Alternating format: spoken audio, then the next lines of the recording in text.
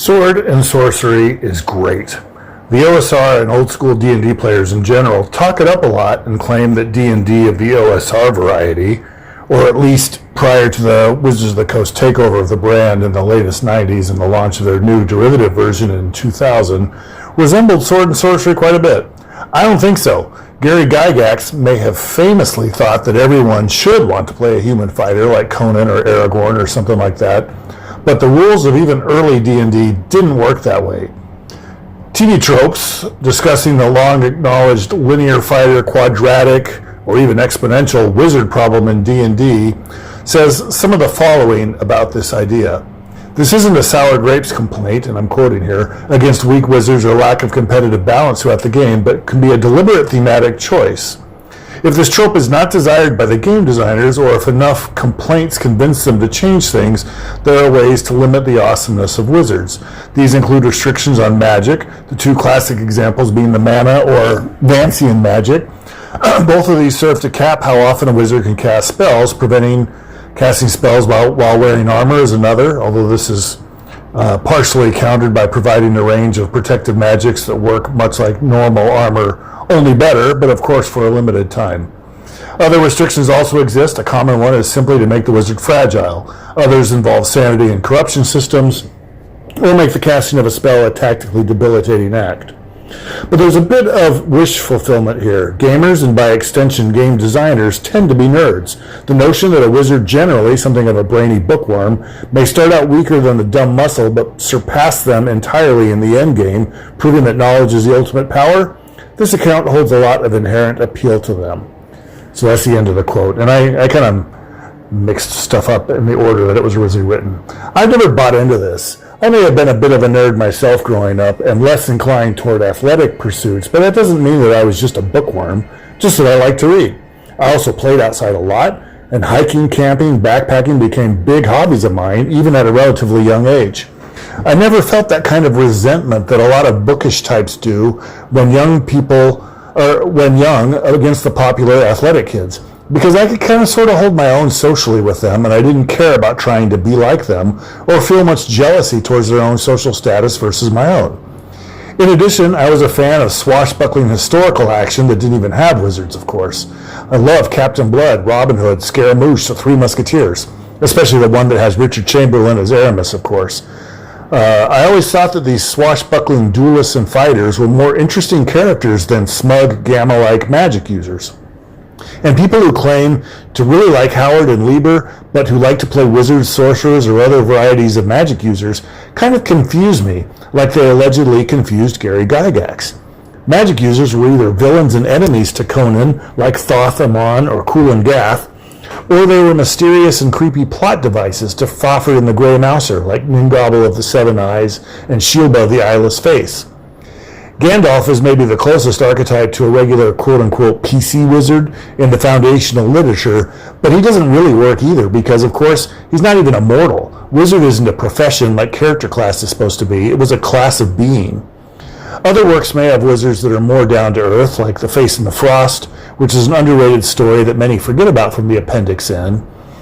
Lieber, Howard, and Tolkien obviously have vast fandoms that are unrelated to D&D. I don't think Face in the Frost would be remembered at all if it wasn't for the Appendix N. But I'm glad that it is, because it's interesting.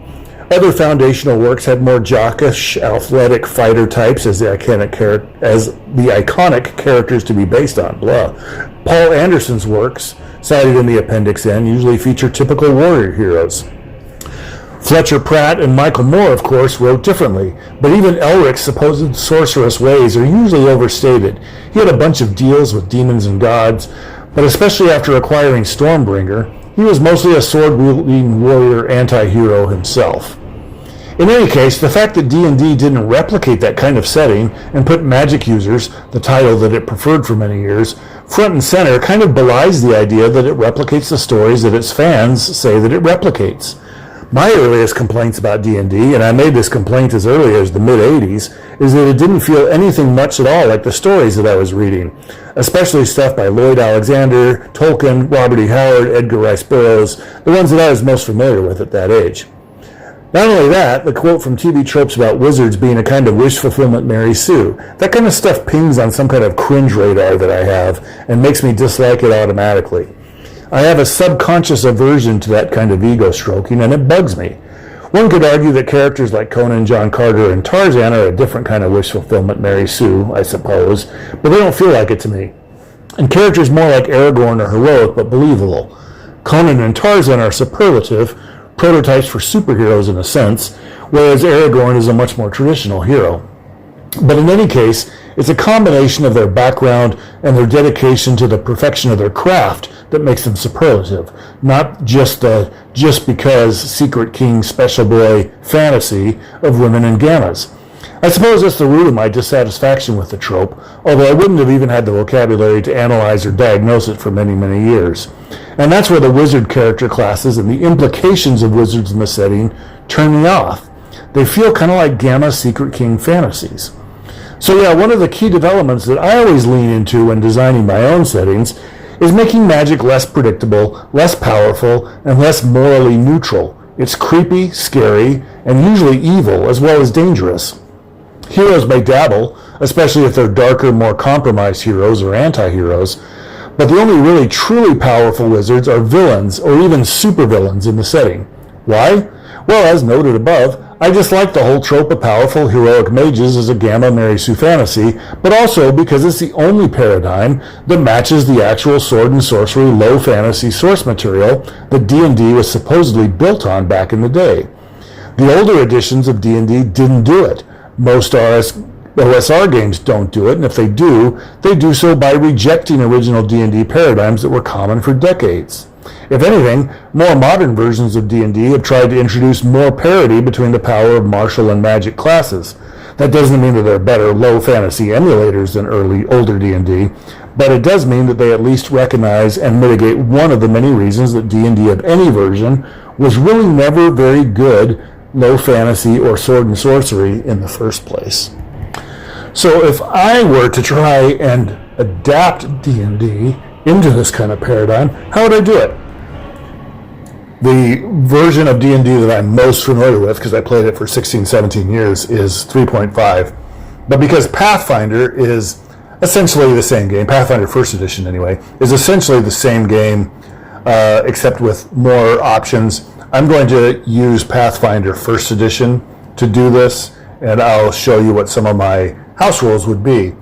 This doesn't mean, however, that these are super unique. You could apply almost all of these equally well to 5e or 5.5e or 3.5 or 3e or just about any other version of D&D that has levels. The number one rule is don't play with power gamers. Late in 3.5's life cycle and throughout Pathfinder 1e, it certainly had a reputation as a power gamer's paradise with all kinds of optimization combos and stuff that you could use. If you instead look at all those options from a role player's perspective, however, as offering you all kinds of ways to customize your character experience rather than ways to optimize your mechanical character experience, most of the problems with the game go away on their own. Second, use E6. If you're not familiar with E6, it was a house rule capstone that came out late in 3.5. It works just as well for Pathfinder 1e. Would probably work just as well for 5e, 5.5, and maybe some others. The gist of it is 6th level is the cap. You don't go above 6th level. However, because the game that it was designed for had a lot of feats, what you could do to have continual advancement beyond 6th level is that you would just get feats, and you'd get a feat instead of a level, you'd pick a new feat, and you could keep going for a long time. You could convert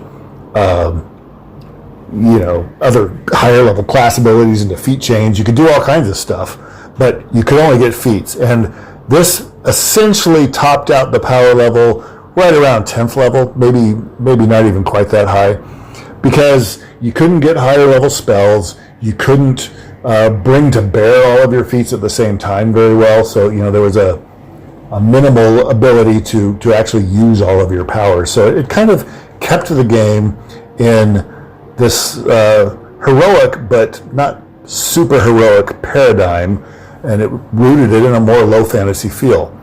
Now, if you just level up slower or have shorter campaigns, that may not be necessary. You just start at first level and don't go above level 5, 6, or 7 or so, and then you essentially do the same thing. So there's other ways to get there. Basically, it means don't play high level or even mid to high level D&D, because that's where it starts to break down and start to especially be not low fantasy.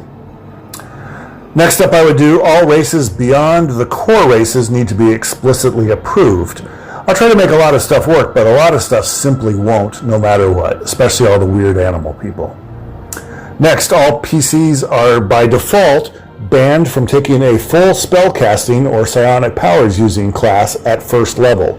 You can multi-class into it at second level without penalty, however.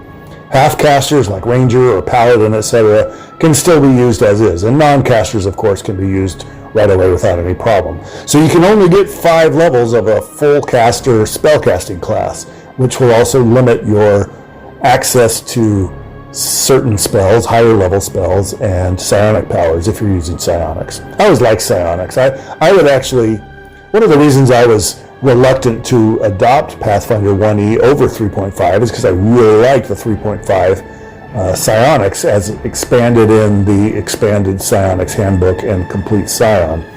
However, the Ultimate Psionics book, which was written by Dreamscarred Press, but is kind of as close to an almost official thing as you can get, is heavily based on the 3.5 SRD version of psionics, and it's a good one. I'm not super familiar with the psionic classes because I have only ever had players who have played the Soul Knife before. It's the only psionic class I've really seen at any length in a campaign. But I like the option of it because it just feels different. Anyway, next, if you needed, you could play into the E6 feat progression part of the game. Higher level class abilities can be converted into feat chains that characters can continue to take after they hit the max level cap of E6. Yes, this will require a little bit of review and work, but it's not a big deal. And you have to run quite a long campaign for it to be relevant anyway. Speaking of which, I'll almost certainly ditch XP and do something like 5e's Milestone experience, which will also be a fair bit slower as well. There's no rush to get new abilities. Get used to the ones you have for a while before you immediately start looking at new ones. Next, because the class list and archetypes formula of Pathfinder 1E, which of course was built on the same idea in the complete books and others of 3.5, as well as the Player's Handbook 2, but it was greatly expanded and put into Pathfinder early on, I think it works really well to get you a lot of variety just with the base classes.